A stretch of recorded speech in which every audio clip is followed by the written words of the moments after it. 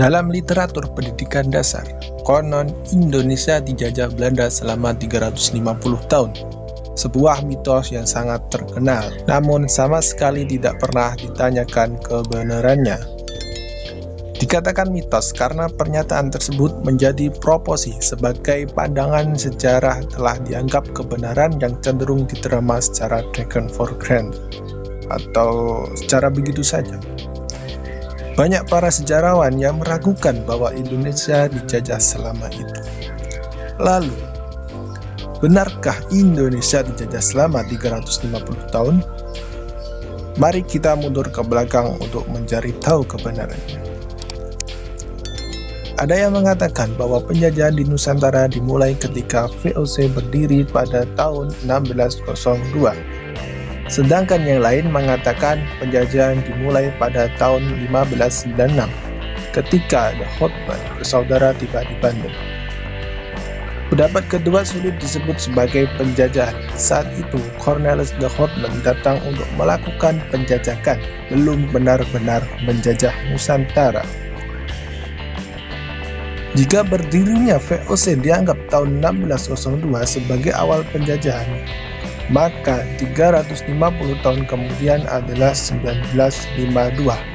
Lantas bagaimana dengan penjajahan Jepang 3,5 tahun, proklamasi kemerdekaan tahun 1945, dan pengakuan Belanda atas kedaulatan Indonesia pada 1949?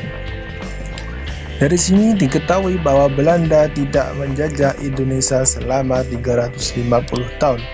Ini adalah fakta sejarah yang kurang tepat. Sejarawan Universitas Sanata Dharma Yogyakarta, Yeri Wirawan, dalam wawancara bersama Kompas.com mengatakan bahwa pernyataan Belanda menjajah selama 350 tahun merupakan upaya dari para pahlawan untuk menguatkan bangsa dan membakar semangat rakyat Nusantara akan bersedia berjuang bersama melawan penindasan kolonisme Belanda. Pernyataan Belanda menjajah selama 350 tahun merupakan bentuk betapa bangsa ini buta terhadap sejarah. Sedikit banyak ini akibat kesalahan Orde Baru yang telah menghapus sejarah, mereduksinya hanya sebagai angka tahun dan peristiwa belaka.